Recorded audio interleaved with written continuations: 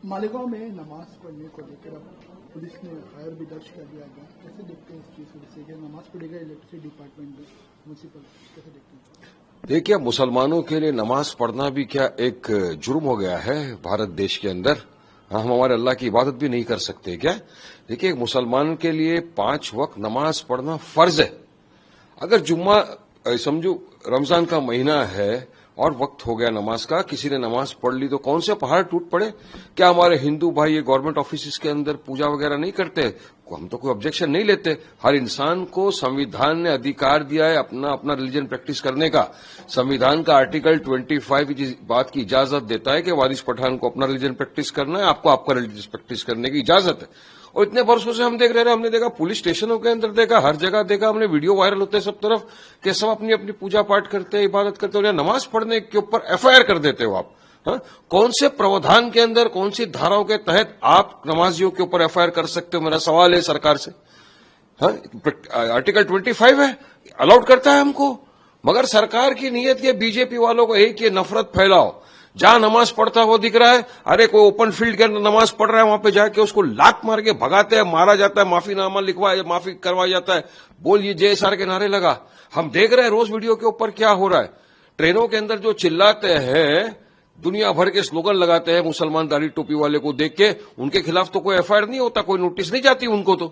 तो फिर ये मुसलमानों के लिए क्यों इतनी नफरत? ये जो नफरत का जहर भाजपा सरकार, आरएसएस वाले घोल रहे हैं ना देश में, ये पूरे देश की सेक्युलर फैब्रिक को नष्ट कर रहा है। इतने बरसों से नमाज, या तो एक कानून बना दो, एक कानून यूनिवर्सल बना दो सब तरफ कि गवर्नमेंट ऑफिस के अंदर कोई भी धार्मिक फंक्शन सेरेमनी अलाउड नहीं है, कोई नहीं करेगा। मगर दूसरे के लिए अलग, हमारे लिए अलग, ये बेइंसाफी है, संविधान का इक्वालिटी का भी उल्लंघन है। ये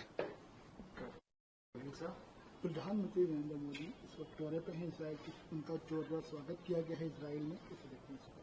देखिए, प्रधानमंत्री इजराइल गए हैं तो हम तो चाहते थे कि प्रधानमंत्री 15 मिनट के लिए, सिर्फ 15 मिनट के लिए फिलिस्तीन गाजा चले जाते और वहां जाके देखते कि उनका जो जालिम दोस्त है नेतन्याहू, उसने किस तरह से नरसंहार कर दिया।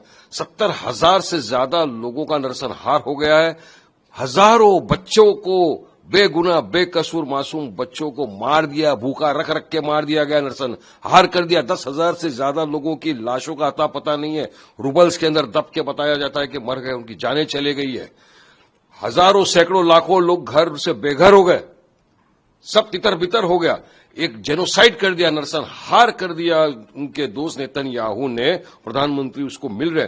आईसीसी ने, कोर्ट जो इंटरनेशनल कोर्ट काउंसिल है, उसने नेतन्याहू के खिलाफ 2024 में वारंट निकाला है, वॉर क्रिमिनल बताया, बता रहे स्टारवेशन, भूखे बच्चों को मार दिया। जो एड लेने जा रहे थे उन लोगों को भी नेतन्याहू जालिम ने नरसंहार करके मार दिया। इतना ही नहीं, अभी भी हम देख रहे हैं कि किस तरीके से वो नेतन्याहू, जालिम नेतन्याहू अभी भी मासूम बेगुनाह फिलिस्तीनियों को गाजा के अंदर मारता जा रहा है, बच्चों को। और प्रधानमंत्री उससे मिल रहे हैं, तो जाके देखना चाहिए था प्रधानमंत्री को वहां पे कि क्या कर रहा है इसराइल। और फिलिस्तीन के साथ वारिस पठान खड़ा था, खड़ा है, खड़ा रहेगा। अटल बिहारी वाजपेयी खड़े थे, महात्मा गांधी खड़े थे, भारत देश खड़ा था फिलिस्तीन के साथ। तो भारत देश को ऐसी पॉलिसी लाना चाहिए था जिसके तहत वहां पे जो बेइंसाफी और नरसंहार हो रहा है वो रुके। तो उसकी जगह तो प्रधानमंत्री वहां पे मिल रहे नेतन्याहू को, जाके मिलना चाहिए था ना वहां पे। मैं आपके माध्यम से बोलता हूं, फिलिस्तीन जिंदाबाद, जायनिज्म मुर्दाबाद। भाई, जिस तरीके से सुनीता पवार को एनसीपी का नेशनल प्रेसिडेंट घोषित कर दिया गया और वहीं सुनीता पवार का नाम भी राज्यसभा के लिए दिया गया कैंडिडेट पर, तो कैसे देखते हैं एनसीपी पार्टी का फैसला? देखिए, उनकी पार्टी का इंटरनल मैटर है, वो किसको बनाते हैं प्रेसिडेंट और किसका नाम सजेस्ट करते हैं राज्यसभा के लिए, ये तो वो लोग आपस में तय करेंगे। मैं कौन होता हूं उसके अंदर बोलने वाला सब। रोहित पवार भी लगातार जिस तरीके से आवाज उठा रहे हैं, आज भी वो सीआईडी ऑफिस के पुणे में लगातार अजित पवार जिस तरह हादसा हुआ पीएम को लेकर मांग कर रहे हैं, इन्वेस्टिगेशन की मांग। तो मैं तो बोल चुका हूं पहले भी कि जो रोहित पवार है, पवार परिवार चाहता है कि जिस तरह से अजित पवार, जो एक महाराष्ट्र के इतने गद्दावर एक नेता थे, डिप्यूटी सीएम थे, सेक्युलर नेता थे, उनका एक प्लेन के एक्सीडेंट के अंदर डेथ हो गया।